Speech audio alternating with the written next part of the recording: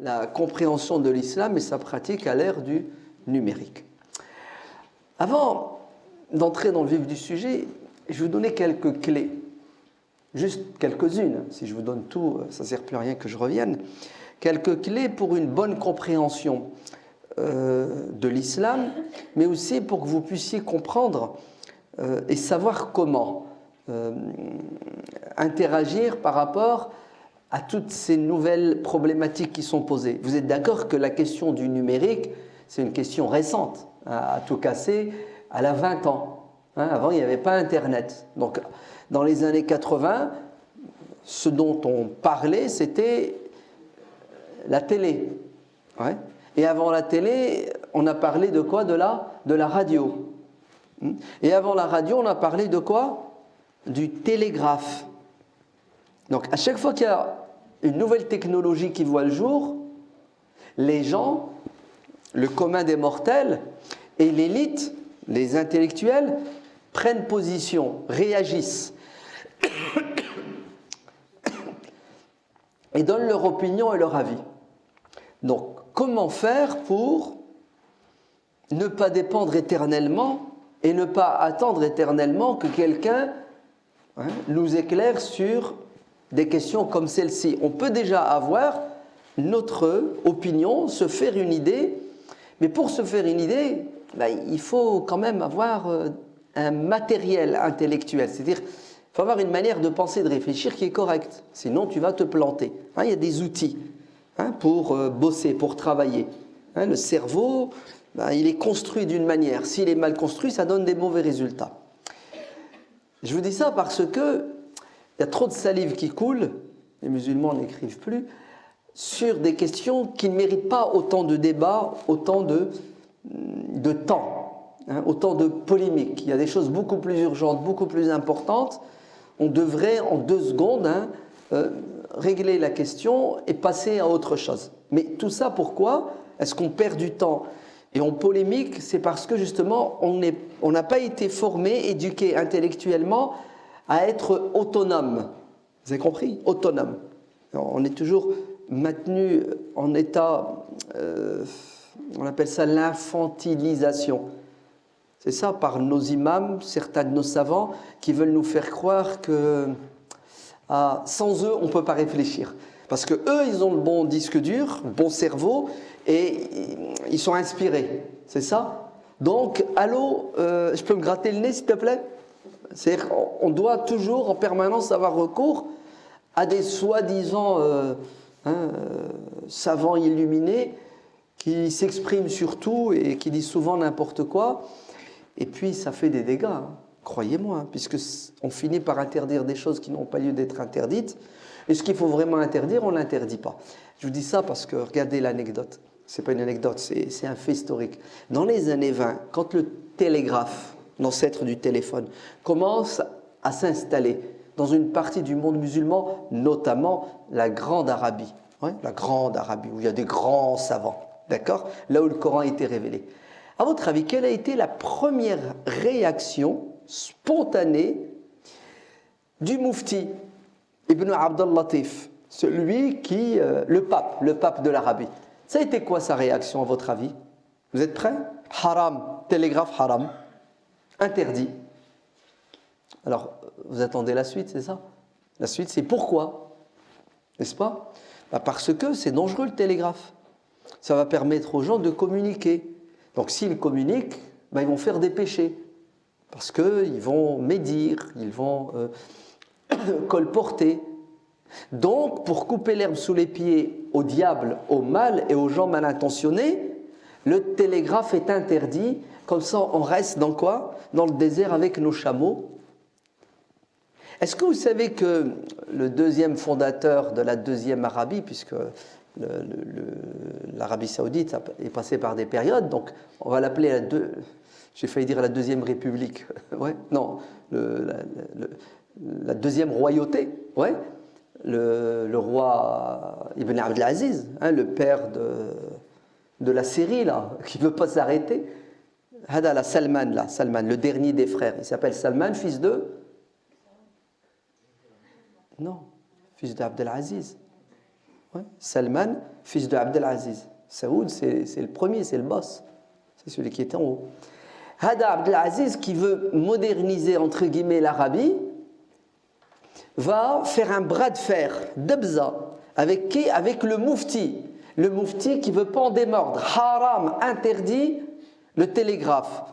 Et l'autre qui lui dit, mais t'es fêlé. Non, il ne lui dit pas comme ça, mais bon, façon de parler. Il lui dit, mais c'est pas possible. Le télégraphe, c'est nécessaire. Ça va durer des années. Et à la fin, alhamdoulilah, le bon sens l'a emporté. Et les politiques savent aussi faire pression sur les religieux. Et le télégraphe va s'installer. Dans la prolongation, vous êtes prêts? Quand les baffes sont sortis, le micro, les baffes, les enceintes, donc on veut les installer où à votre avis? Oui, mais laquelle? Ben, la mosquée de la Mecque, puisqu'il y a du monde. Boum, interdit, haram, la yajouz. Pourquoi, s'il te plaît? Vous êtes prêts? Ben parce que le prophète ne faisait pas la prière avec micro et enceinte. Pas mal l'argument, hein? C'est balèze, c'est soutenu. Hein? Vous avez compris? C'est-à-dire, tout ce qui est nouveau, allez, toute innovation dans le religieux est à bannir. Et ils ne font pas la différence et la distinction entre ce qui est fondamental dans le religieux et qui ne bouge pas, 5 prières, bah, tu ne vas pas rajouter une et en diminuer une, et puis les outils pour prier. Oui, à l'époque du prophète, il ne priait pas sur des tapis. Pourtant, le tapis, vous l'avez accepté. Pourquoi vous n'acceptez pas les enceintes et les baffes? Mais en fait, on dirait que l'être humain, de manière générale, et ceux qui sont fêlés du cerveau en particulier, sont toujours hostiles à tout ce qui est nouveau. Ou plutôt, ils sont hostiles à ce qu'ils ne connaissent pas. Vous avez compris? L'être humain a peur de l'inconnu, et dès qu'il ne connaît pas quelque chose, au lieu de prendre le temps de comprendre et de connaître, vous savez ce qu'il fait? Il rejette et il préfère rester dans cet état. C'est une des raisons, une des explications de la situation. Les musulmans ont toujours 20 ans de retard, 30 ans de retard. Et on peut continuer comme ça avec beaucoup d'autres choses qui ont été d'emblée interdites. En fait, ce principe d'interdiction à outrance, écoutez bien, ce principe d'interdiction à tout va, n'importe quand, n'importe comment, a des origines dans le droit musulman. C'est ce qu'on appelle saddu al-zari'a. Saddu al-zari'a, on pourrait le traduire de la manière suivante. Il vaut mieux prévenir que guérir. Vous avez compris? Il vaut mieux prévenir que guérir. C'est-à-dire, la télé, ok, il y a du bien, il y a du mal. Mais écoutez, comme il y a du mal, vous savez ce qu'on va faire? On va l'interdire. On ne prend pas de risque. On jette l'eau du bain avec qui? Avec le bébé ou Zid la bassine.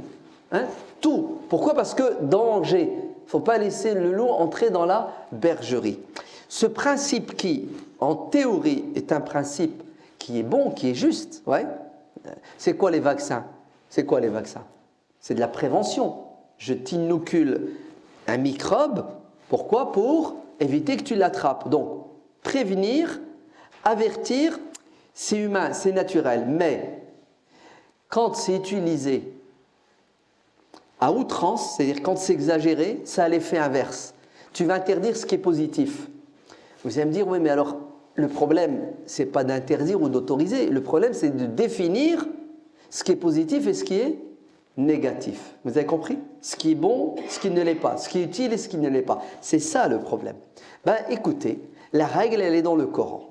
Vous êtes prêts? Dieu dit dans le Coran, يسألونك عن الخمر والميسر قل فيهما إثم كبير ومنافع للناس. C'est quoi donc la solution? وإثمهما أكبر من نفعهما. C'est-à-dire, tes élèves qui te questionnent sur la licéité halal ou l'illicéité haram des boissons enivrantes et des jeux de hasard. Donc vous avez vu la curiosité de l'être humain. Il veut se positionner par rapport à tout ce qu'il y a sur terre, ce qui est normal et naturel. Comment tu dois leur répondre, ya Mohammed? Leur dis pas c'est haram et rentrez chez vous, ou c'est halal, rentrez chez vous. Non, il ne faut pas leur parler comme ça. Parce que ce sont des êtres humains qui ont un cerveau. Donne-leur des moyens, des outils pour qu'ils soient autonomes, pour qu'ils réfléchissent d'eux-mêmes. Hein, rends-les libres et indépendants. Alors, l'alcool, halal ou haram, réponse coranique. Vous êtes prêts? C'est très pédagogique. Hein? Il y a du positif dans l'alcool, il y a du négatif. Vous avez compris? Voilà, c'est comme ça qu'il faut aborder les choses. Chercher ce qui est positif, ce qui est négatif dans toute chose. Et entre nous, tout ce qui existe sur Terre, tout ce qui existe sur Terre contient du positif et du négatif. C'est-à-dire tout ce qui existe sur Terre, intrinsèquement, il y a du bien dedans et ou du mal. Ou il y a du bien et du mal en fonction de l'utilisation. Sur Terre, il n'y a rien de parfait à 100% et il n'y a rien de mauvais à 100%. Le parfait à 100%, c'est au paradis. Le mal et le mauvais à 100%, c'est en enfer. Donc sur Terre, tout est relatif. Vous me suivez? Donc, les jeux de hasard et l'alcool, il y a du positif, il y a du négatif. C'est bon? Hein, on a étudié la question. Deuxième étape, donc tu dois avoir de la science et de la connaissance. Avant de t'exprimer sur une chose, étudie la chose.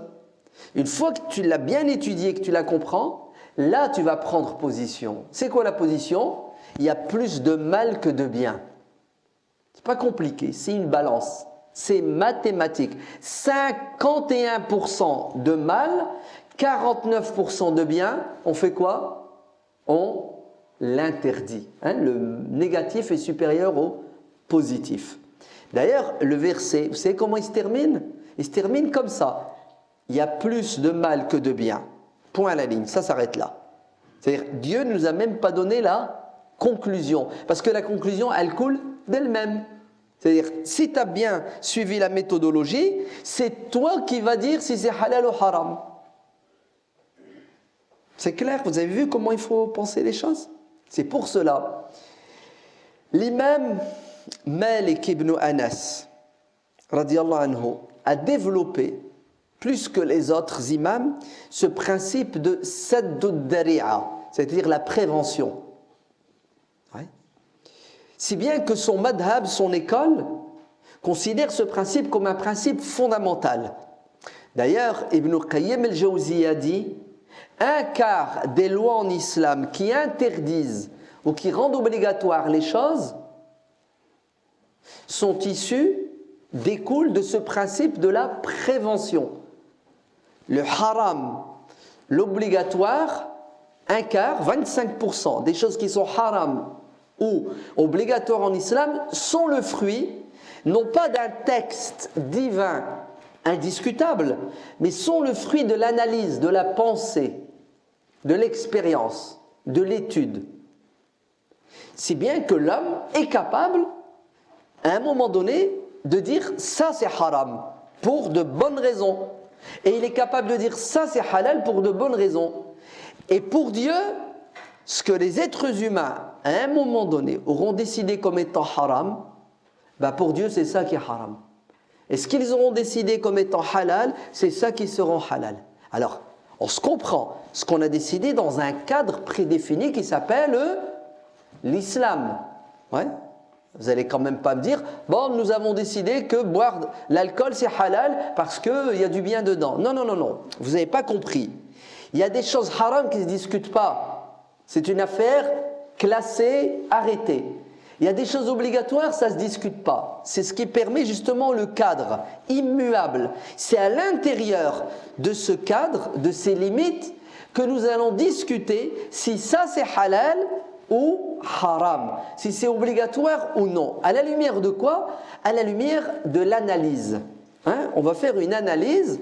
S'il y a plus de haram, du moins, s'il y a plus d'inconvénients que d'avantages, ça sera halal. Non, c'est bien. C'était pour voir si vous suiviez. Ouais. C'est bon?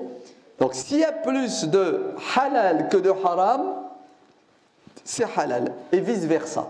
D'accord? Très bien. Le numérique, hein, le net, la toile, bah écoutez, il ne faut pas être sorti de Saint-Cyr ni de l'Azhar, ouais, pour dire si c'est halal ou haram. Hein, vous-même, vous êtes capable de dire le numérique, c'est une des plus belles inventions de l'être humain. J'ai même envie de dire, c'est la plus belle. Ouais. Vous êtes d'accord quand même, non? Vous avez bien vu l'horizon, ouais, infini, ouvert par quoi? Par cette technologie. Attendez, vous vous rendez compte? On est capable d'opérer quelqu'un qui se trouve à l'autre bout de la Terre.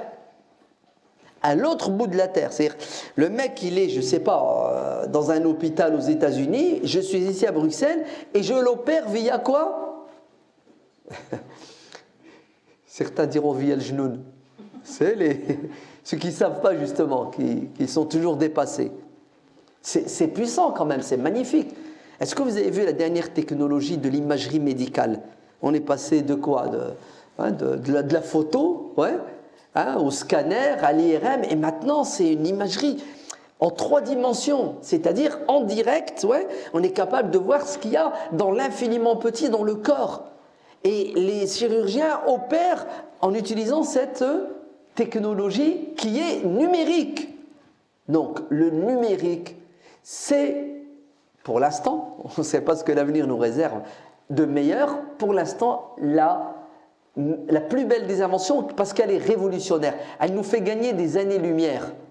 Vous savez, avant, jadis, la connaissance globale de l'humanité, pour qu'on passe d'1 kilo de connaissance à 2 kilos, il fallait attendre 1000 ans, 2000 ans, des siècles et des siècles. Aujourd'hui, grâce au numérique, grâce au net, en l'espace de 3 jours, on double. Vous entendez la quantité de connaissances et de savoir, pour vous montrer à quel point on ne peut pas envisager aujourd'hui, ouais, le bien-être, le bonheur de l'être humain sans le numérique. Il fait partie de notre vie comme l'eau, comme l'oxygène, n'importe quoi. Pas à ce point-là, mais bien entendu, puisque les dommages collatéraux du numérique, vous commencez à les voir et vous les connaissez. C'est pire que la marijuana, c'est ça, hein? Pire que toute autre forme de drogue physique. Ouais. L'être humain peut rester sans boire, mais tu ne le débranches pas, tu ne lui coupes pas. La preuve, il y en a, ils sont capables. Je le dis ou je ne le dis pas? Ouais, je le dis. Âme sensible, sortez. Ouais. Ils sont capables, parce qu'ils jouent, de mettre des couches pour éviter d'aller aux toilettes. C'est-à-dire pendant 12 heures, pendant 24 heures, pendant 36 heures. Hein, il est branché, il joue. Donc vous voyez, c'est juste un jeu, hein, c'est pas il est en train d'opérer. Ouais. C'est il joue, il s'amuse. Ouais.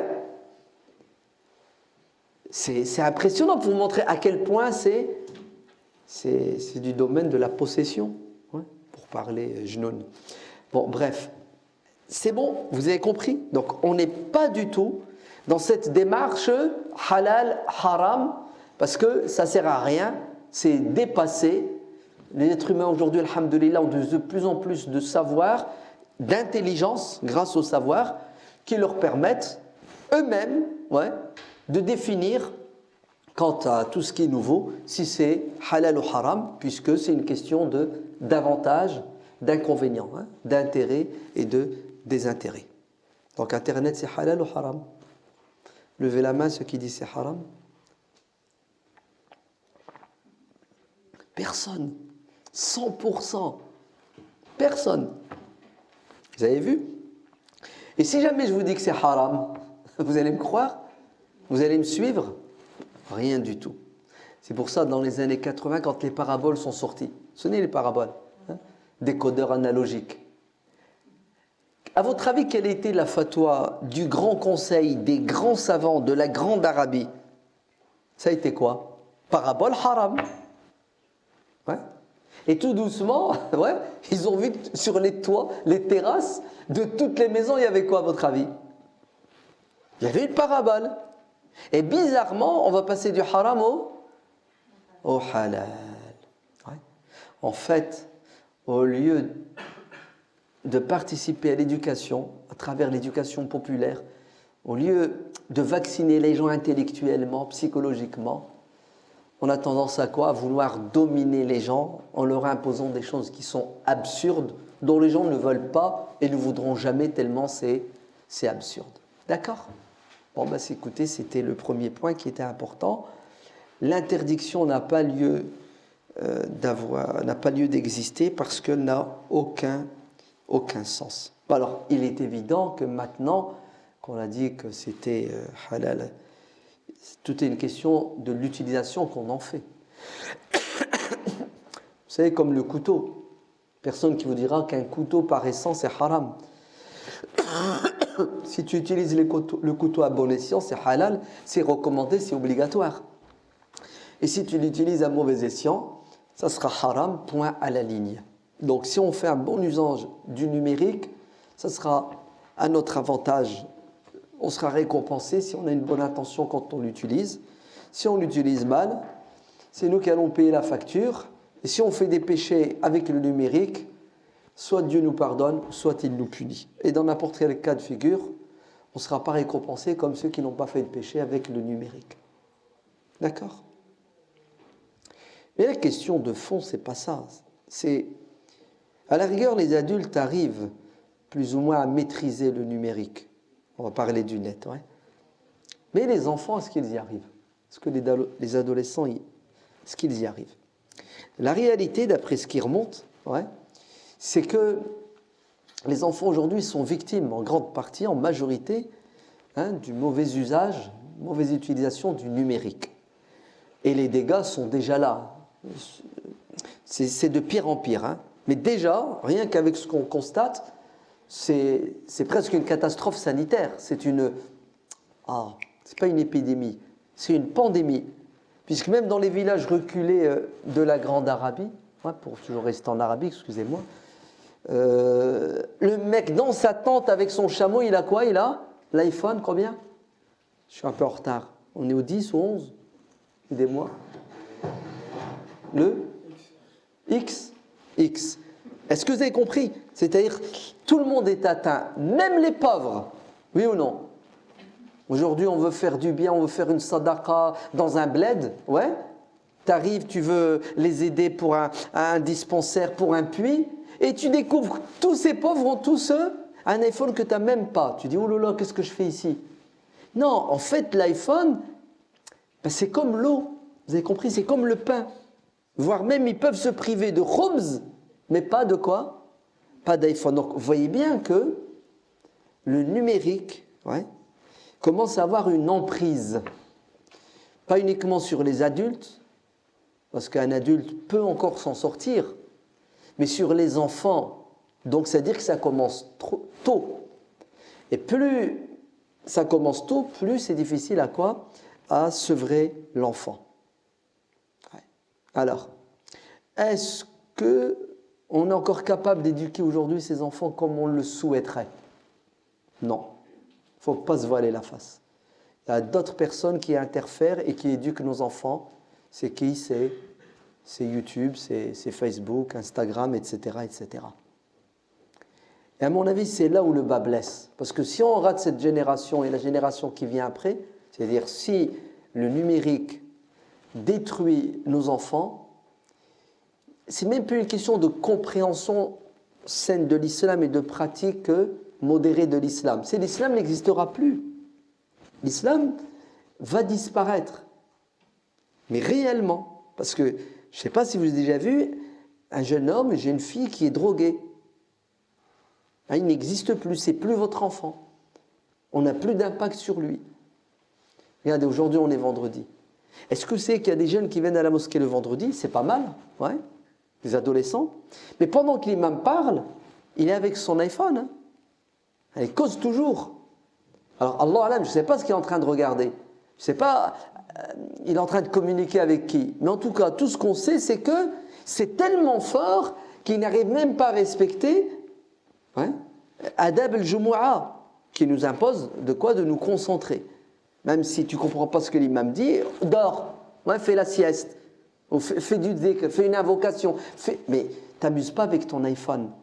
Écoutez, c'est une catastrophe sanitaire. On n'est même pas dans le côté intellectuel, le côté spirituel. On est dans le cerveau qui est en train de cramer. Cramer, c'est comme quand quelqu'un prend de la marijuana, de la poudre, ça détruit ses neurones, ça détruit physiquement le cerveau. les ondes, la lumière bleue, bref, le net, ouais, les réseaux sociaux détruisent physiquement le cerveau des enfants. Alors, on fait quoi? Ouais.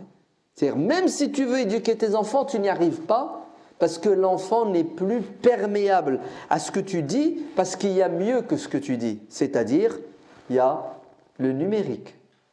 Ouais. Vous voulez que je vous dise la vérité? J'ai pas de solution. J'ai pas de solution. Si, j'en ai une, mais elle ne sert à rien puisqu'il n'y a personne qui va la mettre en pratique. C'est interdit. Alors là, haram puissance 1000. Et non. Vous allez me dire non, c'est pas possible, on ne peut pas. À la rigueur, jusque 3 ans, on y arrive. Ouais. Mais à 4 ans, c'est mort. À 5 ans, 6 ans. Mais alors là, si le gosse, il a 10 ans, il a 12 ans, mais ça ne va pas, non. Tu ne peux pas le priver de... Hein? C'est impossible de le déconnecter. Et tous les parents disent, on n'y arrive pas. Alors, est-ce que c'est la solution d'interdire radicalement? Je ne sais pas. Mais je suis sûr et certain qu'autoriser, c'est suicidaire. Allez, pour les parents, parce que c'est vous les premiers qui allez payer la facture. Hein. Donc, où est le juste milieu? Je ne sais pas où est le juste milieu. Non, en vérité, je le sais, hein, je ne vais pas vous mentir. Mais je sais que ce juste milieu n'est pas accessible. N'est pas accessible. Pourquoi? Parce que l'enfant, il faut l'occuper. Le vide, ouais, n'existe pas sur Terre. S'il n'est pas occupé, il sera occupé à autre chose. D'autres vont l'occuper. Allez-y, comment vous faites? Surtout vous les citadins, surtout vous qui habitez dans les capitales. Vous faites comment pour occuper vos enfants? L'enfant, il rentre de l'école, j'ai déjà payé les réseaux sociaux à l'école et tout ce que vous voulez. Puis à la maison, bah, vous avez des occupations. Même si vous n'avez pas d'occupation, vous êtes fatigué. Vous n'avez même plus la force d'accompagner vos enfants. Donc, qu'est-ce qu'on fait? On lâche du mou. Et les enfants sont dans la chambre. Avec quoi? Avec ce que vous savez. Et comment tu l'occupes? C'est hyper, hyper compliqué. J'ai même envie de vous dire, c'est déstabilisant. Trar, tu ne sais plus quoi faire. Ouais. Pourquoi? Parce qu'il faut la présence du père. Car aujourd'hui, les femmes, qu'est-ce qu'elles disent? Elles disent, on fait ce qu'on peut, on n'y arrive plus. Comment tu vas faire avec 2, 3, 4, 5 mômes? Comment tu les occupes? En plus, plus grandit, plus on n'arrive pas à les occuper. Je veux dire, on n'a plus rien à leur proposer. Ou ils ne veulent même pas de ce que tu leur proposes. Ils deviennent rebelles, ils sont plus satisfaits. Il faut passer à une autre vitesse, on n'a pas les moyens. Donc le père est absent, la mère, elle fait ce qu'elle peut. À un moment donné, elle est fatiguée, elle démissionne ou tout simplement, elle n'y arrive pas. Donc c'est vraiment un problème de santé publique, ouais, puisqu'on est en train de détruire nos enfants. Du moins, on est en train de laisser nos enfants se détruire de manière automatique, ouais, avec le numérique. Ouais, avec le numérique. Voilà, c'est un premier constat qui est amer, qui est difficile, qui est compliqué. Ça nécessite une prise de conscience, puis après ça nécessite un sacrifice sans précédent. Sans précédent. Mais tu as intérêt 24 heures sur 24 être sur tes gardes, parce que une vidéo peut détruire ton enfant. Une. Alors là, qu'est-ce que tu penses de 100 vidéos? Qu'est-ce que tu penses de 1000 vidéos?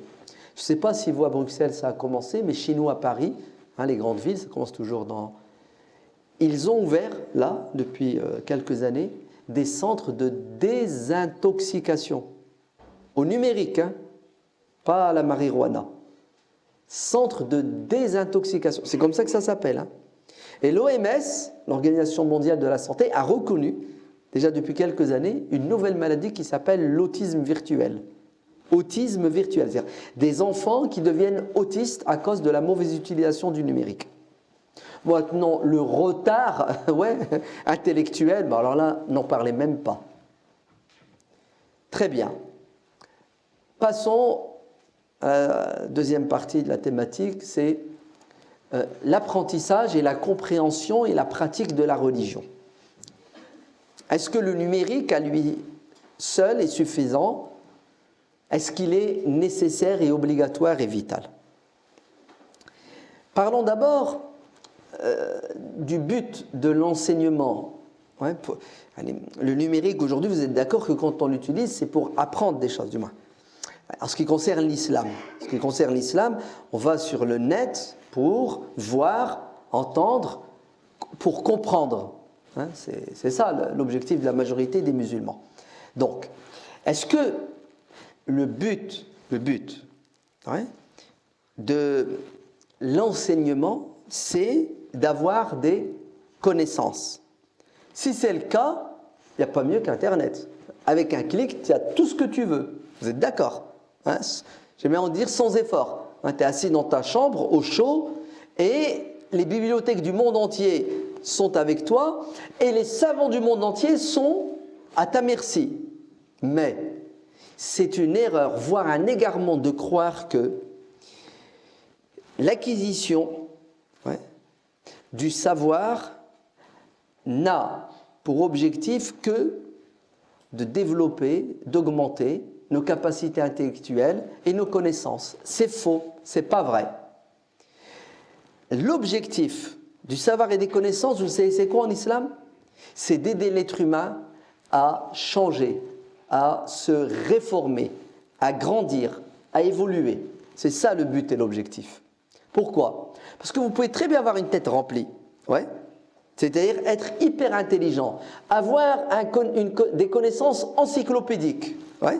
Vous pouvez avoir 10 doctorats dans 10 domaines différents et vous êtes un monstre. Oui ou non? Et est-ce que c'est ce que recherche un être humain normalement constitué? Avoir des connaissances pour devenir un monstre? Non. Donc, détrompons-nous. Le but de l'acquisition du savoir et des connaissances, ce n'est pas uniquement d'être intelligent. C'est pas ça. La preuve que c'est pas ça, ben c'est le Coran qui nous le dit. Il y a 4 versets dans le Coran. 4 versets. Donc s'il y en a 4, c'est qu'il y a une insistance. Le premier verset, c'est celui qui est dans la sourate La Vache, où le prophète Ibrahim, alayhi salatu wassalam, après avoir construit la Kaaba avec son fils Ismaïl, fait une invocation. Vous savez ce qu'il dit? وَابْعَثْ فِيهِمْ رَسُولًا مِّنْهُمْ يَتْلُو عَلَيْهِمْ آيَاتِكَ وَيُعَلِّمُهُمُ الْكِتَابَ وَالْحِكْمَةَ وَيُزَكِّيهِمْ. Au Seigneur, suscite parmi eux, donc ce peuple, un prophète qui va leur enseigner la religion et qui va les éduquer. Dans 3 autres versets, la sourate Al-Imran, la sourate Al-Jumu'ah et la troisième, je ne sais plus. Bon bref, dans 3 autres sourates, regardez ce que Dieu dit dans le Coran. هو الذي بعث في الأميين رسولا منهم يتلو عليهم آياته ويزكيهم ويعلمهم الكتاب والحكمة. Qu'est-ce que ça veut dire? Ça veut dire que Allah, exalté soit-il, choisit un messager. C'est bon? Quel est le rôle? Quel rôle doit jouer ce messager? Vous êtes prêts? Yatlu alayhim ayatihi. Vous savez ce que ça veut dire, Yatlu alayhim ayatihi? Écoutez bien. Dites-le moi, vous allez voir. Yatlu alayhim, ça veut dire quoi? Donc Dieu envoie un prophète pour réciter, c'est ça? Allez, réciter le Coran. Non. Non. Yatlu alayhim, ici, vous savez ce que ça veut dire? Ça veut dire, il met en pratique le Coran. Eh oui. Ouais. C'est-à-dire, le prophète doit être un modèle et un exemple. Avant de demander aux gens d'être musulmans, il doit l'être. Avant de demander aux gens de pratiquer l'islam, il doit d'abord le pratiquer. Yatlo, ça veut dire, il est le premier à mettre en pratique la religion, si bien que les gens l'observent et le prennent comme modèle et exemple. Voilà, c'est ça que ça veut dire, yatlu alayhim. Puisque juste après, Dieu dit, yu'allimuhumul kitaba wal hikma, il leur enseigne. Donc vous avez vu l'enseignement. La récitation pour la récitation, ça ne sert à rien. Un prophète, ce n'est pas un chanteur qui est venu pour chanter le Coran. Non. Le prophète, c'est quelqu'un qui est venu pour montrer aux gens que cette religion est accessible c'est-à-dire un être humain, il peut la pratiquer puisque lui-même il la pratique. Et qu'elle est bonne et utile puisque il leur a prouvé à travers lui-même que c'est bon et utile. Deuxièmement, c'est ce qu'il doit faire le prophète. Il doit leur donner la nourriture intellectuelle. Donc former les esprits, les éduquer intellectuellement. C'est ce qu'on appelle l'enseignement. Ça suffit? Non, il y a une troisième chose. Vous êtes prêts? Yuzakihim. Il les purifie. C'est-à-dire, il les accompagne pour les réformer.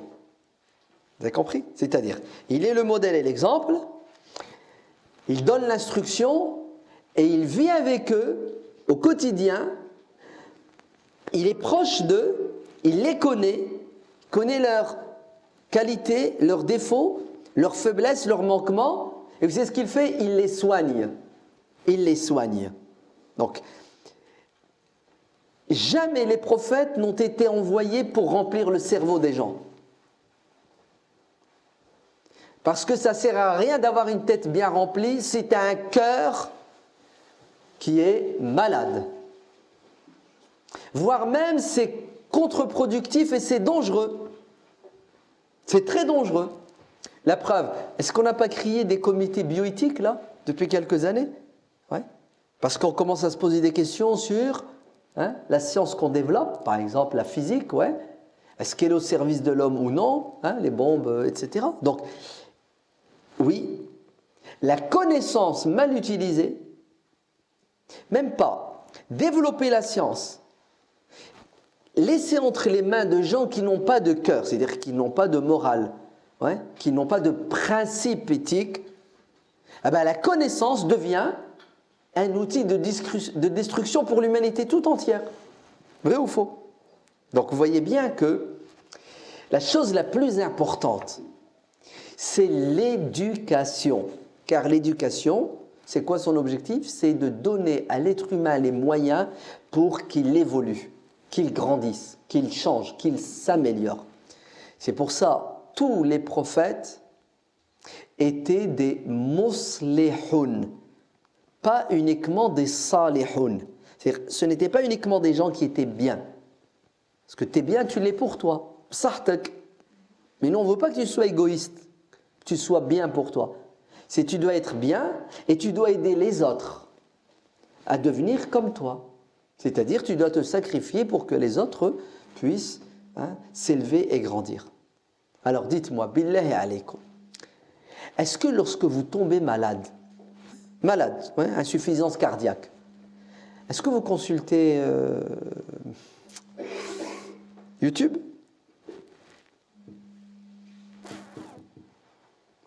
J'espère que non. Le généraliste, si ce n'est pas suffisant, le spécialiste. Vous êtes bien d'accord? Mais ça, c'est pour votre cœur physique et matériel. Et vous savez que le cœur physique aujourd'hui, je peux l'enlever et mettre une machine à la place, une pompe. Ou même pas, je te mets le cœur de quelqu'un d'autre, ou le cœur bientôt d'un cochon et d'un singe. C'est un muscle, le cœur. Alors, on fait quoi avec ces musulmans qui pensent et qui croient que l'acquisition des connaissances via le virtuel, le net, est suffisant pour grandir, pour se purifier? On ne le fait même pas pour notre corps. Qu'est-ce que vous pensez alors du cœur? Voilà, c'est là où le bas blesse. Regardez, je veux dire quelque chose qui va vous étonner. Est-ce que vous savez que les premières années de l'islam, on va dire les 90 premières années de l'islam, le premier siècle, est-ce que vous savez que le premier siècle, la majorité des savants musulmans, alors au début ils étaient ultra majoritaires et après la majorité va fondre au soleil. Écoutez bien, la majorité des savants musulmans étaient pour l'interdiction formelle de mettre par écrit la science et la connaissance. Haram d'écrire. Le seul livre autorisé, c'est le Coran. Le prophète lui-même va interdire aux musulmans de mettre par écrit ce qu'il dit, ce qu'il fait. Et il leur dit, vous écrivez le Coran et rien après le Coran. Pourquoi, à votre avis? Pour plusieurs raisons. Pour mettre l'accent sur le Coran. Ouais. Se concentrer sur le Coran, ne pas se disperser. Pour éviter l'amalgame, le mélange. Ouais, si on a le Coran, on a d'autres livres où les hadiths sont mélangés avec le Coran, tout peut. Mais, après la mort du prophète, c'est très bien qu'on a fait un Coran. À partir de ce Coran, on fait des copies. Donc, le problème de la préservation du Coran disparaît, même pas 10 ans après, hein, avec Abu Bakr, après avec Omar, après avec Othman. Le problème du Coran est réglé. Malgré cela, ouvrez bien vos oreilles, la majorité de nos savants disent on ne met pas par écrit la religion. Pourquoi? Ben écoutez, pour obliger les gens à s'asseoir dans les mosquées pour apprendre la religion de la bouche de qui? Des savants. Pour éviter que les gens aillent directement consulter les livres. Bon, après l'interdiction, on va sauter. Ouais. Tout va être mis par écrit. Le grand calife Omar ibn Abdel Aziz, c'est un décret politique. Il demande aux savants de mettre la sunna par écrit, en sachant que certains avaient déjà commencé, mais c'était des expériences personnelles.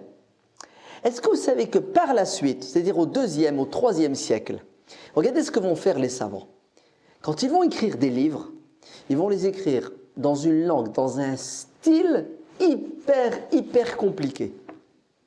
Et tu te poses des questions, c'est presque... il faut déchiffrer. Vous savez pourquoi ils font exprès? Pour que ça ne soit pas accessible à tout le monde. Tout simplement. Voilà, tu veux étudier quelle matière? Telle matière? Le livre, il existe. Tiens, je te le donne, vas-y. Tu ne vas rien comprendre. Ou tu vas comprendre 5%. Donc tu es obligé de faire quoi? Tu es obligé d'aller voir le maître. Oui. Car rien de plus dangereux, si ce n'est que de laisser des ignorants, des profanes, des gens qui n'ont pas ni la terminologie, ni les outils de l'intelligence, d'accéder à un savoir. Ils vont se planter. La preuve, je vous défie de vous enfermer et d'apprendre la médecine pendant 10 ans. Je vous donne 20 ans. Combien tu veux? Tu veux 30 ans? 30 ans, vas-y, assimile tout ce qui existe en médecine. Est-ce que tu vas devenir pour autant médecin? Tu seras un charlatan. Et si tu soignes les gens, tu vas aller en prison. Et d'ailleurs, tu sais ce que tu vas faire? Si tu soignes les gens, tu vas les tuer. Tu vas les rendre encore plus malades. Pourquoi?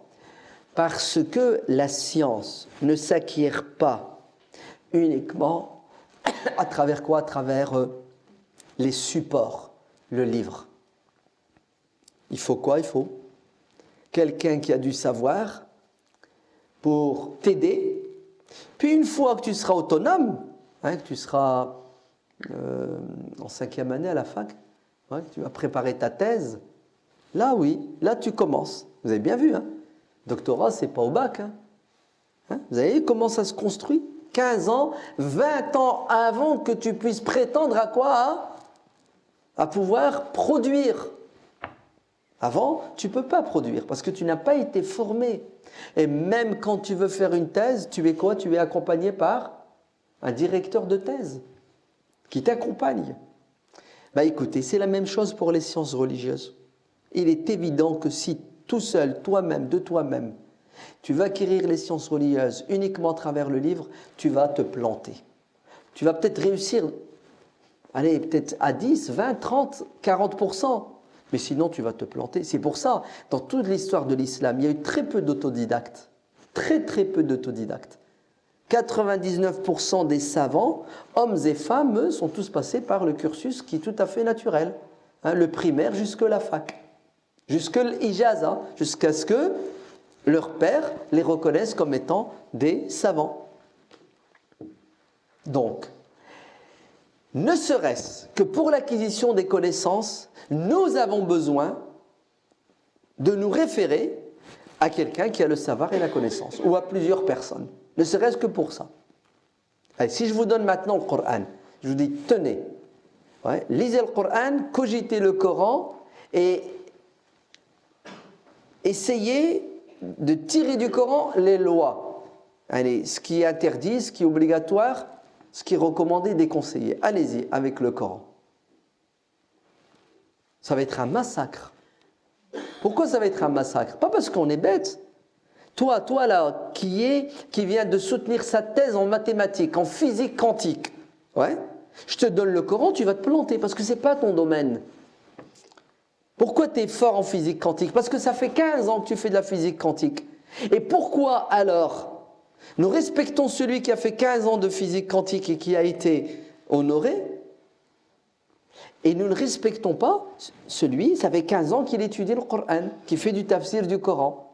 Non, j'ai besoin de personne. Ouais, moi le Coran, je suis capable. Tu es capable. Donc si tu es capable, vas-y, fais la même chose avec la physique quantique, fais la même chose avec la médecine. Il y a les livres, ils sont là. C'est faux, c'est pas vrai. On est obligé de suivre un cursus, on est obligé d'avoir des maîtres et des professeurs pour prétendre à quoi? À un niveau, et ensuite s'ériger en tant qu'enseignant, en tant qu'imam, en tant que prédicateur.